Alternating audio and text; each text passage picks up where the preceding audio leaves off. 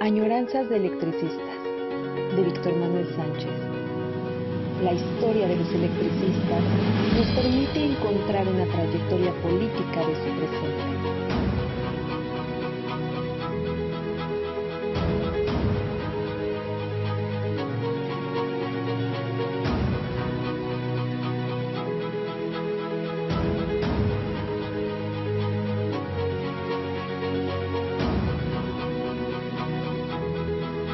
Comenzamos. Hola, de nueva cuenta, Añoranzas de electricistas desde Radio ESME, con las facilidades y el apoyo que los compañeros que trabajan, no sé cuánto tiempo, creo que trabajan demasiado, de Radio ESME realizan para nosotros y en especial de la jefa de Radio ESME, Nati, y el compañero Iván Hernández. Les agradecemos mucho que siempre nos estén apoyando en esta labor. Bueno, la semana pasada, el programa pasado, no sé qué pasaba con mi internet, de repente me quedaba así, como hablando, como pasmado. Bueno, en fin, no sé lo que me pasó. Lo noté cuando revisé eso, cuando estuve yo exponiendo el tema, no noté nada, sino ya revisado. Mil disculpas por esas pasmosidades técnicas que hubo. Bueno, el tema es, aparte yo estaba pensando, cavilando, quería yo dejar la lectura, pero a la vez quería que se expusiera completamente, tal y como estaba el escrito de Breña Alvírez. En realidad el tema es de absoluta actualidad. Es más, parece que está escrito a contrapelo o como comentarios de la nueva Ley Federal del Trabajo que se echó ahora recientemente. Pues lo primero que uno piensa es, con perdón de la ley o de los abogados o de la Secretaría del Trabajo y Previsión Social y quienes hayan propuesto esta ley, si las cosas por decreto se realizan. Y Breña Alvírez dice, por ejemplo,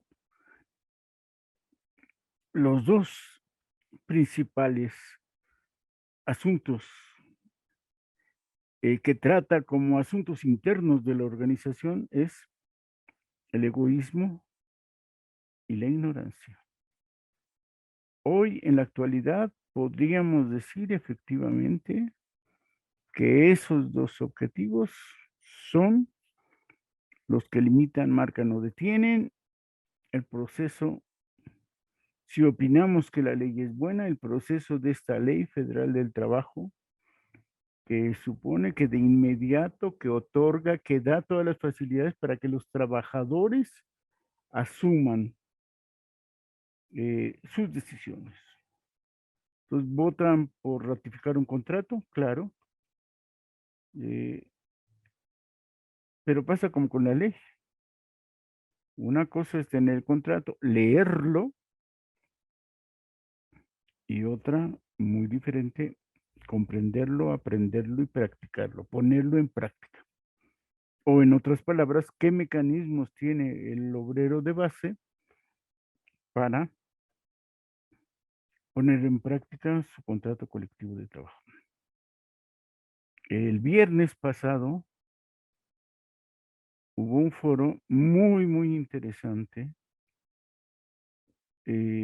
Voy a ver si localizo el vínculo y pedirle a nuestro compañero Iván Hernández que sea al lado de la ponencia puede poner el vínculo para que ustedes puedan consultarlo. Es ni más ni menos la discusión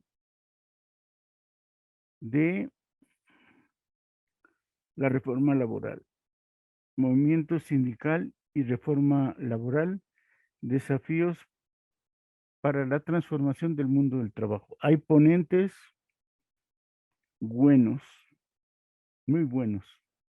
Perdón por la expresión, pero pues luego, así digo, está bueno el asunto.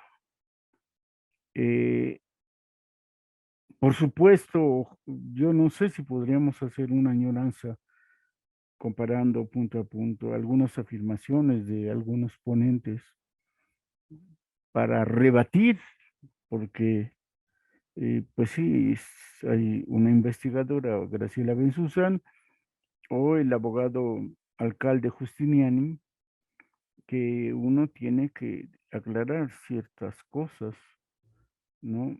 Y se olvidan de los procesos históricos, que es esto lo que está manifestando Breña Alvírez. Tenemos que estudiar las condiciones sociales y políticas de México. Y entonces uno se pregunta, ¿cuántos de nosotros?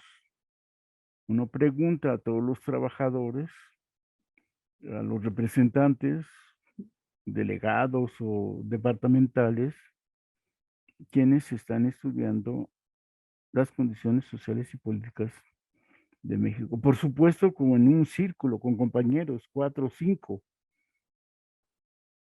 y poder discutir acerca de esto. Por ejemplo, termina, eh, termina Breña Alvírez, les voy a poner en parte con lo que nos quedamos la vez pasada para que lo tengan presente, este párrafo, donde dice lo importante para el movimiento obrero, para los trabajadores, para que un sindicato sea sindicato, es acabar con la ignorancia, y acabando con la ignorancia o luchando contra la ignorancia por lo menos, también puedes estar combatiendo el egoísmo. Y dice lo siguiente en el último párrafo que estuvimos leyendo: contra este mal terrible, que el de la ignorancia, ¿no? Les voy a poner antes, dice, no creo que haya un mal más grande ni una desgracia peor que la ceguera de la mente. La ceguera de la mente, la ignorancia. Yo en mis clases repito que este punto es fundamental y le agrego, la ignorancia se quita. Otros males no, pero la ignorancia se quita. Él coincide con esto, yo no lo había previsto, pero coincide mucho con lo que yo comento luego en mis clases. Los trabajadores ignorantes, dice él, Breña Alvírez, son la carne de fábrica de los patrones que a costa de ellos lucran. La carne de cañón de los gobiernos que a costa de ellos triunfan. La carne de vientre de los líderes que a costa de ellos engordan. O sea, un trabajador ignorante. De hecho, José Martí decía justamente, un pueblo ignorante no lucha, no participa, será siempre sumiso, pero luchando por saber aprender, se acaba esto. Dice Breña Alvírez fácilmente que es carne de cañón de los patrones, en principio, de los gobiernos y de los dirigentes que no luchan, que no defienden, que no están del lado de los trabajadores. Sintetiza, contra este terrible mal, contra este mal terrible no hay más que un remedio. Primero, enseñar. Segundo, cumplir el primero, que es enseñar. Y tercero, volver a enseñar. Enseñar, enseñar y educar. La formación de cuadros políticos. Y, por supuesto, yo lo que le agregaría a este asunto, que es lo que luego discuto con algunas personas, es que no queremos clases donde un ponente, aunque sepa mucho, donde un ponente venga y les diga, esto es, solamente exponga el tema, quizá conteste algunas preguntas, no, tienen que enseñar colectivamente. El aprendizaje y la enseñanza tiene que ser mutuo, no de conferencista, no de clase, de hacer un taller de pensamiento, como diría ahorita Breña Alvírez, un taller para la recreación, para la creación, para la discusión con el pensamiento, el tema. Y fíjense lo que agrega aquí. En nuestra revista Lux, debemos repetir una y otra vez que el verdadero enemigo del trabajador es el régimen capitalista. El régimen capitalista. Por tanto, tenemos que leer, que aprender y que checar la historia del capitalismo en México, por lo menos. El capitalismo en México está personificado en el patrón nacional y extranjero. Por tanto, tenemos que estudiar a como dice al régimen capitalista mexicano, después al patrón, es decir, al patrón nacional y extranjero, que es capitalista, al terrateniente, al que tiene las tierras nacional o extranjero, dice él, y tenemos entonces que estudiar el capitalismo, los patrones y las empresas extranjeras o nacionales en México. A los terratenientes, que los hay, por ejemplo, se comenta que Nestlé tiene al sur de México muchas tierras para abastecerse de café, para su Nescafé. Entonces tenemos que estudiarlo, qué es, cómo hace, cómo se comporta, cómo se organiza, cómo se estructura, quiénes son los propietarios y tenemos que saberlo. Al patriotero, no, perdón, dice primero al clero. Fíjense qué interesante, al clero nacional y extranjero. O sea, si no estudiamos bien la estructura de las iglesias, porque antes era más fácil ubicar en tiempos de Breña Alvírez al clero, era el catolicismo, ya hay más iglesias. Y entonces uno piensa inmediatamente, si antes solo éramos, no sé si el 95%, el 98% catolicismo, ese clero habría que estudiarlo. Pero llegaron otros y entonces tendríamos que estudiar eso. De nueva cuenta, igual que el patrón, igual que la empresa, ¿cómo está el clero organizado? ¿Cuál es su estructura? ¿Cuáles mandos? ¿Quiénes cómo están organizados? ¿Cómo se distribuyen en el territorio? ¿De qué viven? ¿Y cómo se comportan en su acontecer religioso? Y en el caso, cuando dice aquí nacional extranjero, obvio lo primero que piensa uno dentro del catolicismo es el Vaticano. ¿Cómo está organizado el Vaticano? ¿Cuáles son sus redes? ¿Tiene propiedades? ¿Tiene bancos? Como arriba son patrones, son terratenientes. En tiempos de Benito Juárez eran terratenientes, los únicos y más grandes terratenientes establecidos en México y provenían del extranjero en el clero. Y parece que dejamos de estudiarlo. Dice Breña Alvírez, tenemos que organizar su estudio dentro del régimen capitalista y como comprensión del capitalismo mexicano. O el rentista hay que estudiarlo. Hoy es muy fácil detectar al rentista.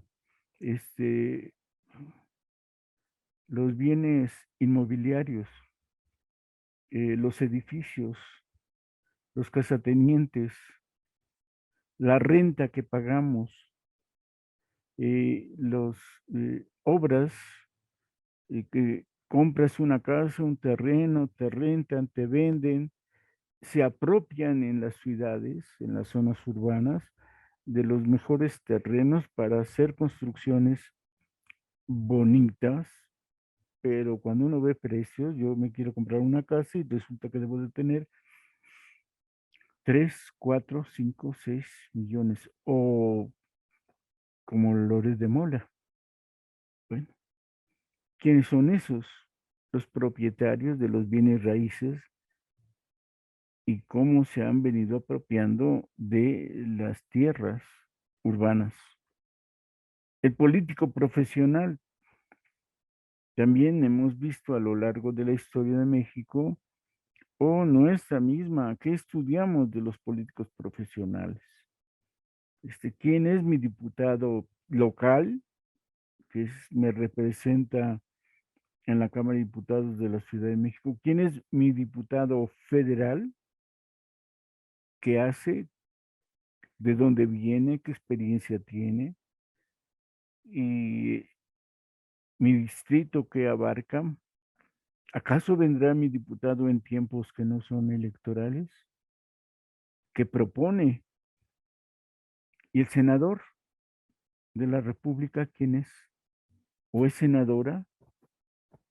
¿Cuántos años lleva viviendo de la política, de ese partido político que dice la ley, que obliga a que si quieres estar en las cámaras del Senado o de diputados, tienes que ser parte de un partido político? ¿Cómo discutir eso? ¿Lo hemos estudiado?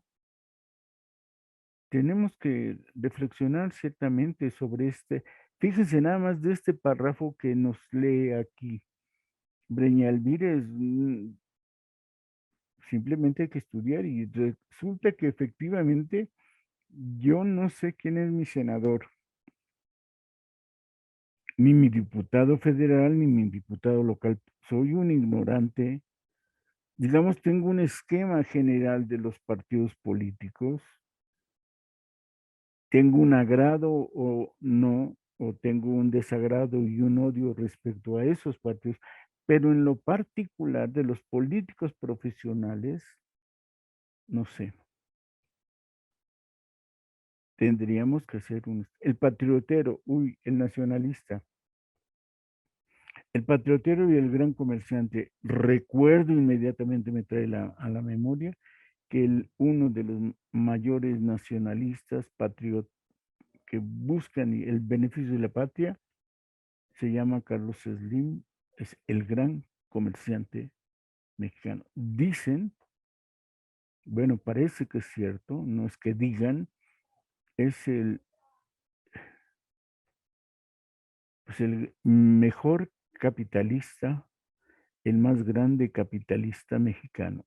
Tiene millones y millones como propiedad privada, tiene empresas, tiene telefónicas, tiene el dueño de celulares, es decir, y dice o se afirma, y los últimos gobiernos, sean de cualquier color, de cualquier partido político, han apoyado o se han apoyado, o él, como buen patriota, ha participado con sus inversiones en distintas áreas para construir, dice él, y lo aceptan muchos, el bienestar de México. Lo cierto es que las últimas noticias que tenemos de los 10 más ricos de México, la noticia fue que en estos 2 años, cuando la pandemia nos golpeó a todos de mil maneras, estos 10 ricos de México, unos duplicaron y otros triplicaron sus ganancias. Se volvieron más ricos, el doble o el triple de ricos que eran antes de la pandemia. Es decir, a todos nos golpeó la pandemia, menos a estos capitalistas mexicanos. Y entonces, en una palabra, tenemos que estudiar, como dice Breña Alvírez en el último renglón, En una palabra, tenemos en todos aquellos, tenemos que estudiarlos, a todos aquellos, porque son nuestros enemigos, que no viven de su trabajo, sino del trabajo de los demás. Esto es el capitalismo. Todos los que vivimos de nuestro trabajo debemos estudiar a nuestros enemigos, conocer sus entrañas, saber buscar, encontrar cómo podemos combatirlos. A todos aquellos que no viven de su trabajo, sino del trabajo de los demás. En este sentido, es muy vigente lo que dice Breñalvídez. Insisto, en este foro que fue el viernes, parte fundamental de lo que se comenta es que, bueno, hay que tener escuelas de cuadros, hay que aprender esto, hay que hacer grupos de compañeros para que digamos, a ver, vamos a estudiar, a ver si conocemos, a ver qué sabemos de estos personajes. Arriba en un párrafo ya dijo que llega en un momento que lo único mexicano que hay en el país era la Virgen de Guadalupe. Revisen el video pasado y chequen en qué momento Breñalvídez escribe esto. Pero en este otro dice aguas, cuidado, estemos alertas. Este asunto de se trabaja y trabaja en contra o a favor también de los obreros mexicanos. Así es que tenemos que estar claros y listos en este asunto para que podamos convertirnos en menos ignorantes de lo que... Bueno, queda claro que el tema de escrito en 1935, julio de 1935, presentado como una propuesta general de trabajo. Nuestra tarea se llama, de Francisco Breñalvídez, es de plena actualidad. Les digo, el viernes hubo un muy buen seminario, y cuando yo llamo muy buen seminario, entiéndase bien, está en este sentido que marca Breñalvídez. Cuando uno lee, estudia y presenta es de manera crítica. Cuando uno dice el clero organizado nacional y extranjero, cuidado. En principio vamos a tratar de estudiar el asunto de manera muy objetiva, deslindar una cosa que se llama la fe, la religión, las creencias, por supuesto, pero están organizados. Los urbanistas, los que tienen ventas de bienes inmobiliarios, eh, están organizados, y ve uno, por supuesto, que más que una casa digna, es un negocio. Cuando uno encuentra que las casas o los departamentos que uno quiere rentar cuestan 2 millones de pesos, y las casas solas, contemporáneas, eh, arriba de 4 millones de pesos, estamos viendo un negocio. Y lo que él pide, que estudiemos de manera crítica el capitalismo, insiste él, está en contra de los trabajadores, de los obreros, de todos aquellos que vivimos de nuestro trabajo. Y en ese sentido tenemos que estar al pendiente por este estudio y este cuestionamiento que queda claro. Este párrafo, que fue con el que terminamos la semana pasada, estas añoranzas electricistas, dice: naturalmente que para que esta tarea de enseñar y las otras que antes he mencionado lleguen más allá de estar escritas en este papel y leídas ante ustedes, necesitamos dos cosas: organización y disciplina. Agrega, pero estos temas los trataré al final de nuestra plática. Nos quedamos para leer ahora el Frente Intersindical. Recuerden que Breñalvídez habló de 4 frentes: el Frente Interno, el Frente Intersindical, el Frente del Gobierno y el Frente del Patrón. Eso es lo que tenemos que tener en prensa todos. Espérenme un momentito, por favor.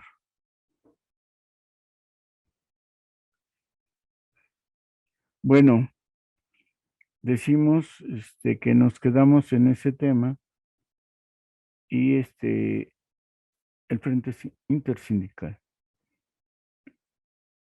Y pues es muy interesante lo que él va, insisto, estos temas son de actualidad. Dice, ¿qué actitud debemos tomar? ¿Qué actividades debemos desarrollar en nuestro sindicato en relación con las demás agrupaciones obreras? No debemos hacernos ilusiones. No debemos hacernos ilusiones. En nuestro país, más definitivamente en nuestra agrupación, el espíritu sindicalista está en pañales. En abrumadora mayoría, nuestros agremiados se preocupan por sí mismos. Un grupo mucho más pequeño lucha por sus departamentos o sus divisiones. Un puñado, solamente un puñado, apenas un puñado, hay que se interese de veras por el sindicato. ¿Cuántos hay que se interesen por los trabajadores en general? Y dice, preferiría no tener que averiguar.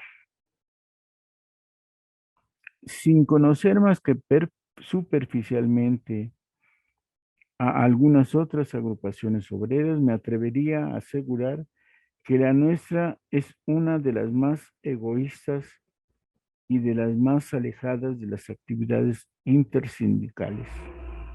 ¿Cuál es la razón? Y entiendan esto, él ha planteado siempre estas cuestiones como cuestiones generales, como lo acaba de mencionar, y así como yo comentaba, ¿cuántos de nosotros estamos estudiando las cosas? ¿Cuántos de nosotros nos preocupamos por un estudio de los políticos profesionales? Conocer realmente los partidos políticos, averiguar de ellos. Sabemos algunas generalidades. Estamos en contra simplemente de los que suponemos nuestros enemigos. Pero conocerlos, saberlos, sí, cuando nos han atacado, especialmente los del PAN, eh, se nos olvida el estudio detallado de las banderas, de las propuestas y de las organizaciones que llevan esos panistas los últimos 20 años a la Cámara de Diputados, por ejemplo, ¿no? Las grandes acciones las conocemos, han estado en contra del aborto y hoy en este país, cuidado con el aborto, ¿no? En estos tiempos recientes, justo al inicio de la pandemia y ahora, acaba de haber un feminicidio y dudamos del movimiento feminista, el movimiento de las mujeres. Cuidado con eso, cuidado cómo tratan. Tenemos que tener presente que de lo que nos decía Breña Alvírez, que para poder estudiar, para poder estar enterados de los problemas sociales, políticos, económicos de México, culturales, pues tenemos periódicos, revistas y televisión o radio. Cuidado, ya sabemos, estamos enterados que hay noticias falsas. Hay noticias completamente falsas, pero hay información general que puede ser falsa. Entonces, ¿cómo estudiar? Por eso tenemos que hacerlo con compañeros. O sea, vamos a leer, a comentar una noticia, pero hay que comentarla lo más organizadamente posible, ¿no? Hay algunos programas de radio, bueno, ya ahora hay mucho debate sobre lo que está pasando.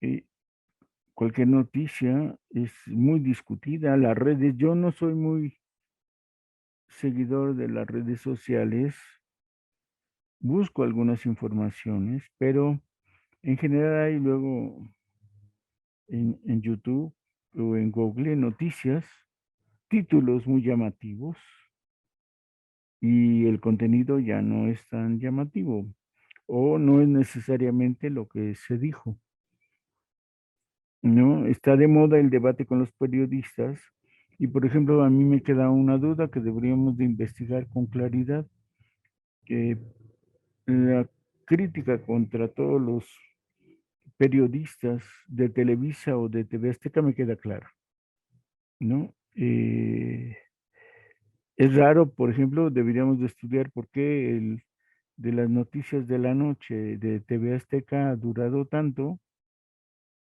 mientras que en los de Televisa han estado cambiando, ¿no? Todos los de la noche han cambiado y en Azteca lo han dejado. ¿A qué se deberá?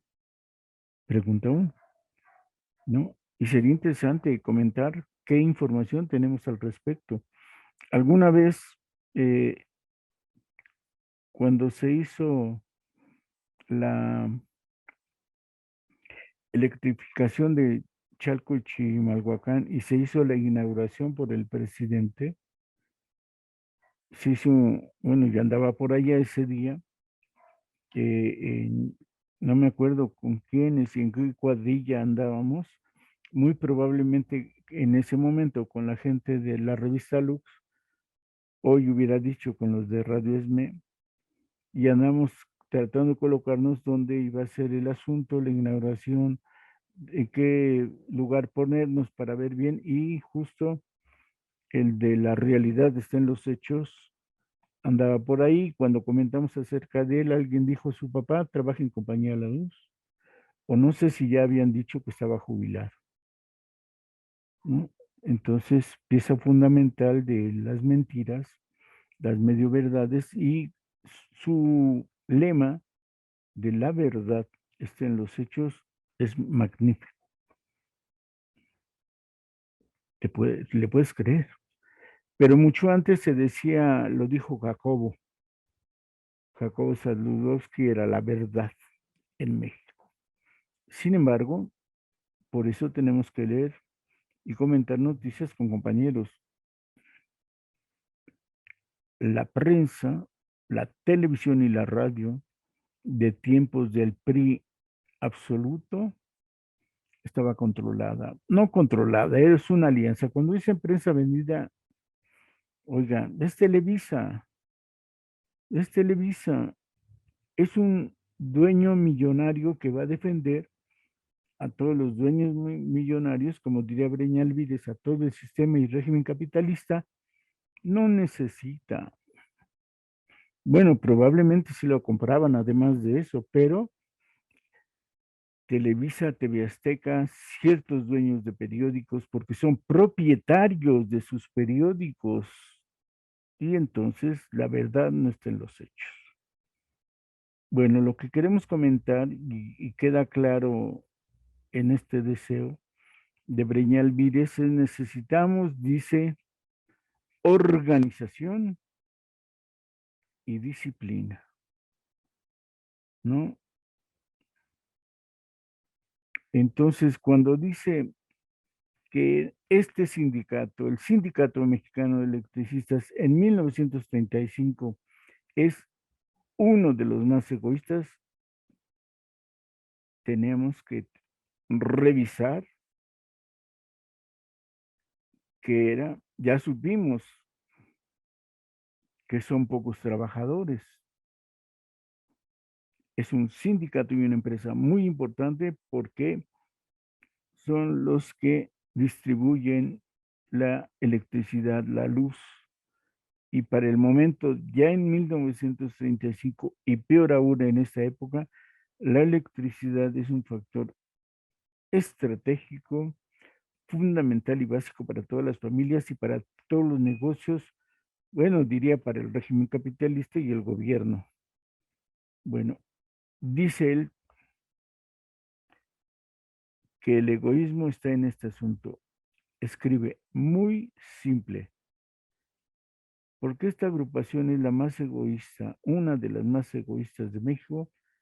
Dice, muy simple, la razón está en que como sindicato, el nuestro es muy fuerte, extraordinariamente fuerte. No hemos necesitado para triunfar de la ayuda de otras agrupaciones. Nos ha bastado estar más o menos unidos nosotros mismos. Un sindicato de empresa, el de la Palmolive, el de Palacio de Hierro, por un caso dice, o uno gremial, Verbigracia, hilanderos, zapateros, declaran una huelga y el asunto interesa de pronto y sobre todo interesa a los trabajadores y patrones afectados en lo particular. Pero nuestro sindicato no puede declararla sin que 1,5 millones de personas se den inmediata cuenta de que no tienen luz y de que el agua escasea mucho. Si declara la huelga este sindicato, sin que varias decenas de miles de trabajadores se enteren de que no pueden trabajar por falta de energía eléctrica, sin que varios de cientos de miles de gente se encuentren dificultades para transportarte. Nuestra huelga no solo afecta pues a la compañía de luz y sus subsidiarias y a nosotros, sino a toda la población del Distrito Federal y parte de los 6 estados vecinos. Sin insistir más sobre este punto, bueno, imagínense ahora, úchale, perdón, la, la extinción afectó gravemente el asunto. Pero bueno, a lo que iba era, hay muchos más usuarios que aquella época, muchas más empresas, mucho más negocios, mucho más dependencias, instituciones, mucha más población, la mayor cantidad de población. Se ha dicho que del mundo está en el distrito, en el territorio de la compañía de luz. Dice él, sin insistir más, por ahora solo agregaremos que esta es una de las razones por las que nuestro sindicato, al que algunos tontos o malintencionados han llamado blanco, no ha hecho desde hace varios años una huelga. No la hemos hecho sencillamente porque no la hemos necesitado para triunfar y que no la hemos necesitado para demostrarlo con nuestro contrato colectivo de trabajo, que es uno de los mejores de nuestro país. Está hablando de 1935. Todavía no llega la revisión del contrato de 1936. Y él considera esto. Y en el país realmente se considera. ¿Quiere esto decir que por ser fuertes debemos aislarnos y desentendernos de los problemas y conflictos de las demás agrupaciones obreras? Nada sería más estúpido ni falto de espíritu obrerista.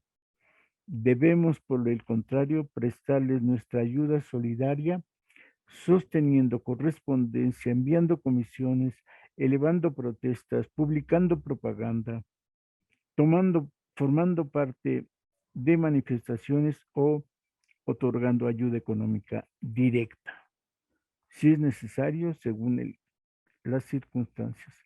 Pero no podemos en la mayoría de los casos prestar, fíjense lo que dice, pero no podemos en la mayoría de los casos prestar la verdadera ayuda sindical, la huelga por solidaridad. porque nuestra huelga, por la gravedad que encierra, es un asunto de vida o muerte.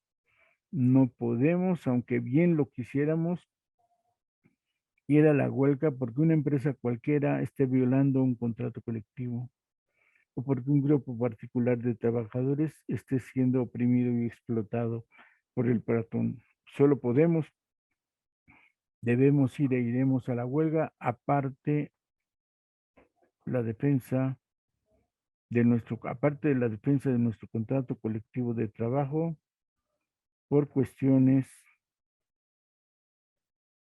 que afecten a toda la clase trabajadora de nuestro país, como sería el tenebroso arbitraje obligatorio que hace poco apuntaba o cualquier otra restricción legal que se quiera imponer al derecho mismo de huelga. Entonces, la verdadera ayuda solidaria debe de ser la huelga por solidaridad. Fíjese, llama mucho la atención, se excluye a la electricidad y que cualquier otra rama o sector económico o negociación debería demostrar solidaridad porque esa sería la verdadera ayuda solidaria. Y ahora que lo pensamos, es cierto, en este país, que yo recuerde, no ha habido ayuda, esta que dice él, una verdadera ayuda solidaria con huelga. Justo retrotrayendo la historia y los recuerdos, en 2009, en octubre, el 12, el 13, el 14, en esa semana siguiente, las dos siguientes, no hubo una sola huelga solidaria. Es de llamar la atención. Justo ni una huelga de ayuda solidaria. El STUNAM, lo digo esto porque es mi sindicato, no hizo un paro ni de horas ni huelga solidaria. No hubo un paro mínimo de una hora en Teléfonos de México. No hubo un paro siquiera de 15 minutos coordinados en la República Mexicana de petroleros. Y dice Breñalvídez, esta es la real y verdadera ayuda solidaria. En México, no recuerdo, quizás sea un ignorante, efectivamente, una huelga solidaria en otras organizaciones por Mexicana de Aviación, por los maestros de la CENTE, de la coordinadora, perdón, y sería muy interesante estudiar por qué no ha habido huelgas solidarias. Bueno, dejamos el tema y regresamos a la lectura. Bueno, no lo podemos dejar, eso está tratando el texto. ¿Y qué hay acerca de nuestra afiliación a una central obrera federal o confederal? Nuestro sindicato, que hace poco se vio obligado a separarse de la FENTIE por las justificadas razones que ustedes de sobra conocen, no pertenece actualmente a ninguna federación o confederación y no es probable que se afilie a ninguna de ellas en un futuro próximo por dos razones. Bueno, previo, la FENTIE, la Federación Nacional de Trabajadores de la Industria Eléctrica, olvidemos que hasta estamos en 35. En 1933, el ENME se separa no de la FENTIE, sino de la Federación eh, que creó el mismo ESME durante los años 20. Vamos a ver cómo él recuerda la historia, si es que lo trata más adelante, pero simplemente señala, estamos en la federación y dejamos de estar, él expone que conocemos de sobra las razones.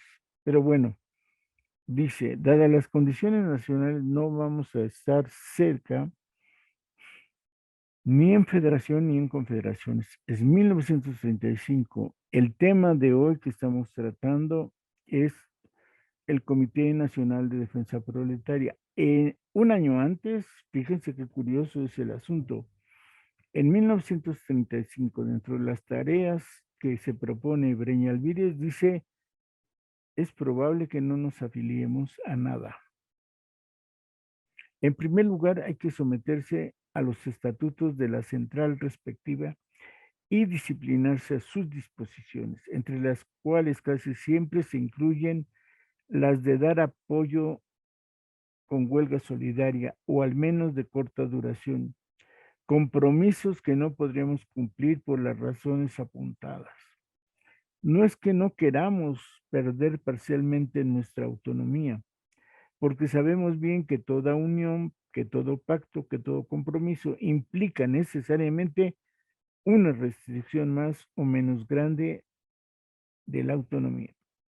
La pérdida parcial de la libertad, la subordinación a una disciplina común, es el precio que inevitablemente tiene que pagarse para comprar la fuerza que da la unión. Pero supongamos que fuésemos aceptados por alguna central sindical sin el compromiso de la huelga por solidaridad. Existe otra dificultad mayor, el liderismo profesional.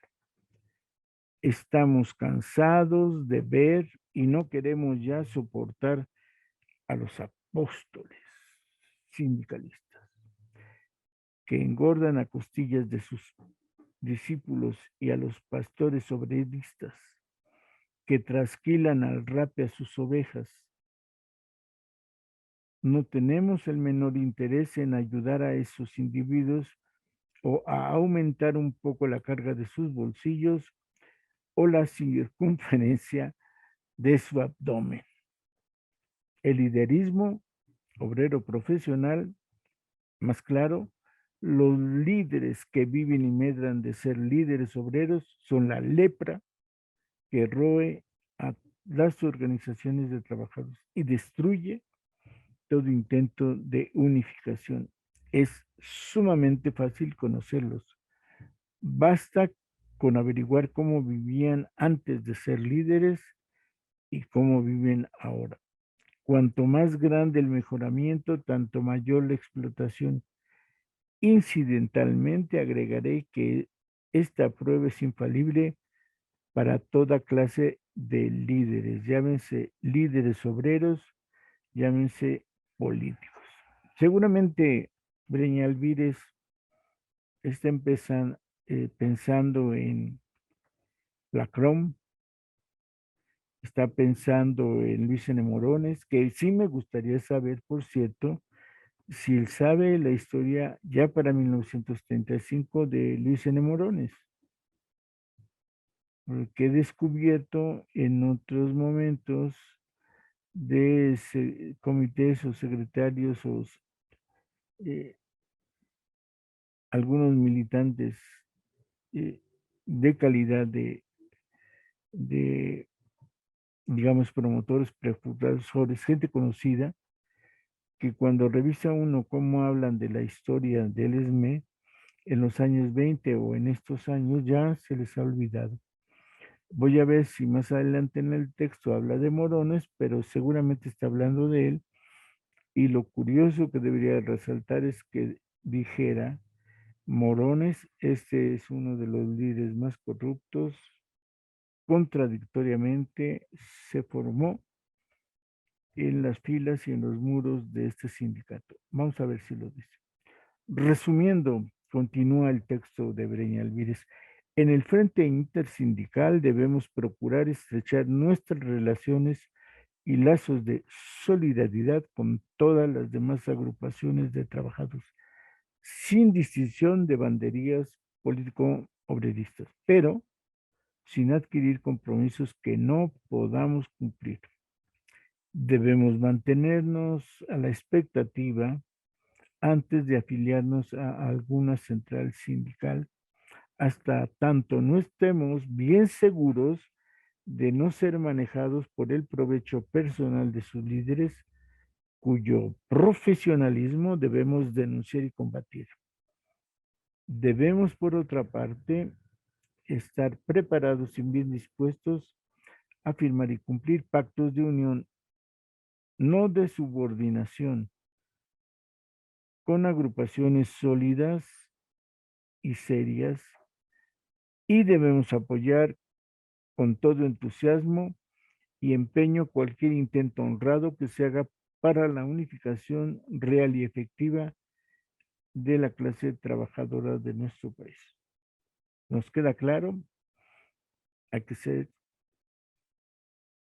hermanos, participar en las acciones comunes, estar al pendiente del resto de organizaciones, pero queda claro, cuidado con ofrecer la huelga en el SME porque no se puede cumplir con eso. Simplemente no es posible. Bueno, siguiente punto, el tercero, el frente patronal. Y dice Breñalvides, no voy a referirme en relación con el frente patronal a la lucha del conjunto de trabajadores contra el conjunto de patrones, es decir, no voy a referirme a la lucha de clases, a lucha general de clases. Voy a limitarme a la lucha de nuestro sindicato contra la empresa a la cual prestamos servicios. Pero es obvio, por analogía, mis palabras pueden aplicarse a la lucha de cualquier otro sindicato titular de contrato colectivo contra su empresa. Considero que en las condiciones actuales, el primer deber de un sindicato es hacer respetar a la empresa el contrato colectivo de trabajo y hasta donde sea posible respetarlo él mismo. Voy a explicarme. Todo contrato colectivo contiene seguramente algunas estipulaciones injustas. Nuestro deber teórico es hacer respetar no el contenido, sino la justicia. Esto es para estudiarse, ¿eh? Pero aún suponiéndose que tuviésemos el suficiente conocimiento para juzgar de modo infalible dónde está la justicia, no somos lo suficientemente fuertes para imponerla. Fíjense, el contrato es de justicia y eso es lo que perseverar cuando se trata de cumplirlo, de echarlo a andar. Si los trabajadores, continúa Breñalveres, vamos a la huelga o al arbitraje en contra de estipulaciones del contrato, aun cuando estas fueran notoriamente injustas, hay siempre suficiente dinero y demasiados abogados para sacrificar la justicia en aras de la llamada legalidad. Vean la diferencia, una cosa es la justicia y otra la legalidad. Y dice que hay muchos abogados, pero siempre también, o más fuerte que los abogados, suficiente dinero para que la justicia sea dominada por la legalidad. Y se pregunta, ¿quiere esto decir que debemos respetar ciegamente el contrato? No, por supuesto. Pero a menos que sea indispensable, no hagamos entrar a terceras personas, no demos lugar a que intervengan para protegernos paternalmente, sino unámonos, enfrentémonos directamente con el patrón y hagámosle sentir que él que si él puede ser legalmente injustos, nosotros podemos ser ilegalmente justos. Miren, tengamos presente esto. Si el patrón puede ser legalmente injusto, nosotros podremos ser ilegalmente justos. Me gusta. Es muy interesante. Alguna vez he comentado, durante muchos años, 15 años, el ESME, por así decirlo, nunca fue reconocido legalmente por el patrón. No fue reconocido por los patrones. Y sin embargo, sabemos que en ese ámbito, ilegalmente, obtuvo convenios colectivos generales justos. De 1915 a 1925, el ESME fue ilegal. Desde 2009, de octubre de 2009, hasta que se obtuvo el reconocimiento del ESME, este fue ilegal. No había comité legal. El ESME como tal había perdido su contrato colectivo y en ese ambiente logró que se acatara el contrato, por lo menos parte de él, el que podía rescatarse. Pero dice Breña Luis, para no hablar más de esto, solo quiero agregar que mientras más unidos estemos, más adelante podremos ir por este camino. Recuerden la palabra. Si el gobierno o si el patrón es legalmente injusto, la Suprema Corte de Justicia, nosotros seremos ilegalmente justos. Cierto. El sindicato, dice Breña Elvírez, debe hacer respetar su contrato colectivo en todo lo que lo protege, pero no pretende ir más allá mientras no se presente la ocasión legal. Más claro, mientras no se venza su término. ¿Por qué? Lo repito, porque aún no somos lo suficientemente fuertes.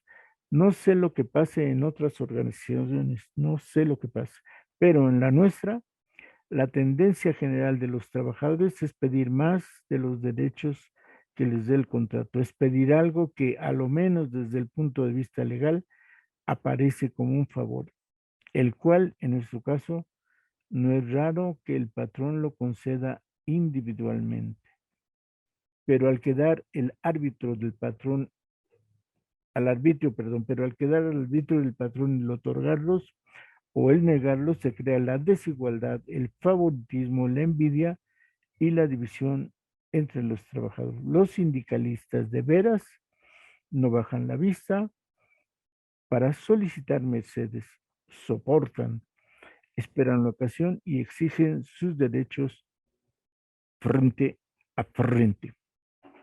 El sindicato debe conocer la Ley Federal del Trabajo, también como los trabajadores conocen su hora de salida. ¡Ja! Es cierto. O sea, hay que conocer la Ley Federal del Trabajo también como nuestra hora de salida. El sindicato debe estar probando constantemente con la práctica diaria las ventajas y desventajas de su contrato y constantemente estudiando la manera de remediar sus defectos. Si hace esto, cuando el contrato termine, estará listo para proponer otro mejor y para fundarlos y sostenerlos dentro del terreno legal y en la lucha directa.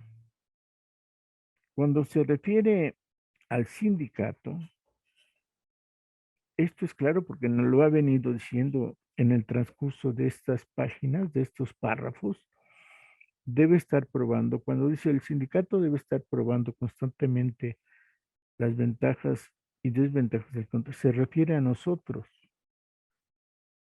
a los sindicalistas, no a los afiliados y a los que pagan la cuota, no. a los que son buenos trabajadores, y todos debemos ser buenos trabajadores, porque ya lo dijo él y comenté que lo dijo también Ernesto Velasco en 1915, los buenos sindicalistas son buenos trabajadores. Y lo que te ofrece el contrato colectivo debes practicarlo, exigirlo, solicitarlo.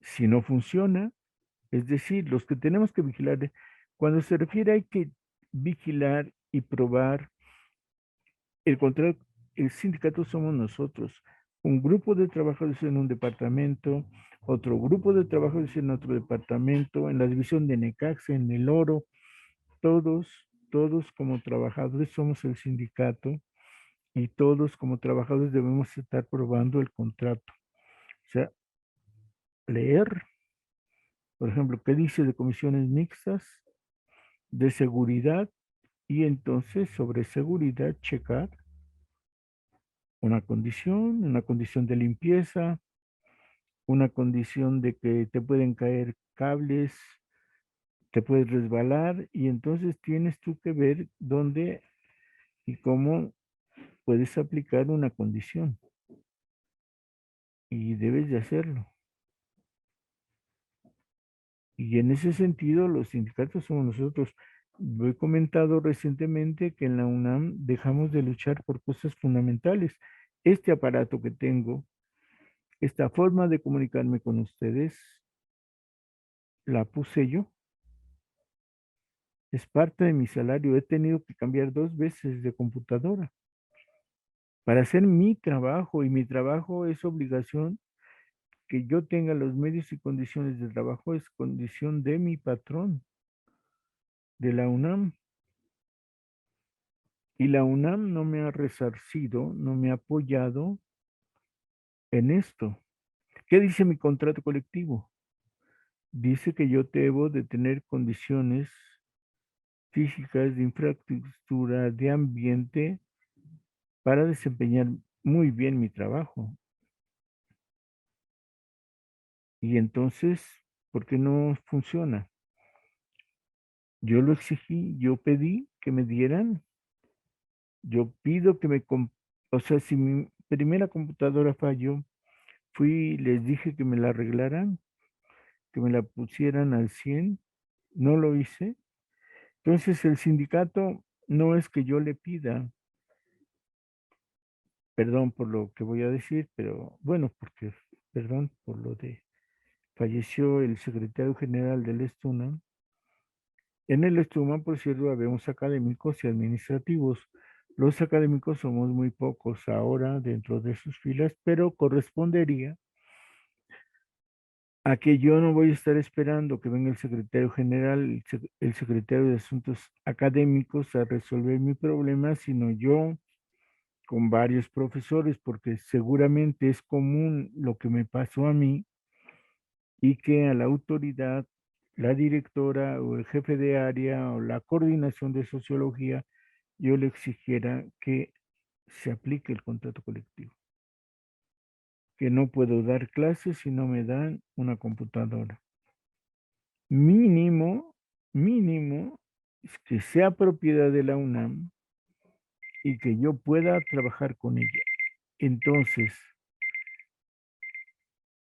¿cuál es la propuesta de Breñalvírez? Perdone. Esta, que en el departamento de laboratorio, por ejemplo, se pidan horas extras. En mantenimiento de instalaciones, o sea, intendencia, a eso me refiero, pidan buenas cubetas, que busquen las escobas, chequen si pueden pedir y se puede arreglar lo que necesitan. Es decir, el sindicato debe estar, no solo los representantes departamentales, no solo el subcomité de Temascaltepec, sino todos y cada uno de los trabajadores en cada centro de trabajo. Probemos, estudiemos, veamos la aplicación del contrato. Si esto no lo hacemos, estamos fallando. No falla, el sindicato no es los comités, lo queda claro en lo que he escrito. Por tanto, debemos estar al pendiente y debemos hacernos a la idea que el sindicato somos todos en cada uno y los centros de trabajo y como tales debemos de procurar estudiar en la práctica, dice él, en la práctica el contrato colectivo de trabajo. Obvio, yo traslado esta enseñanza que nos pone para decir, y el estatuto también. El estatuto, chequemos si lo estamos aplicando, si lo conocemos, si cumplimos con él.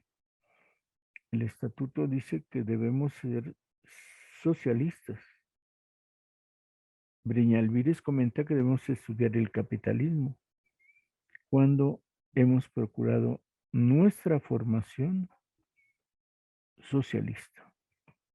Claro, debemos exigir que exista una escuela de formación de cuadros, pero eso no evita que nosotros hagamos, por ejemplo, un círculo de estudios. Podríamos proponernos, es cierto y funciona muy bien, que varios representantes departamentales, 3 o 4, digan vamos a estudiar el contrato de manera práctica, como dijo Breñalvídez.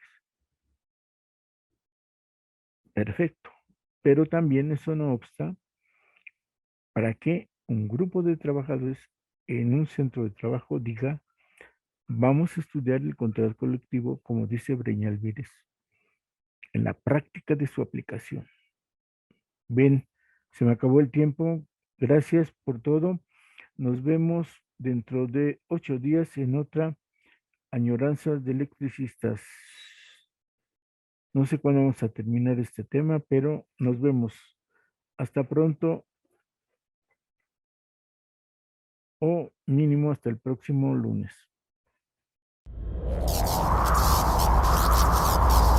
Síguenos a través de www.radiosme.org.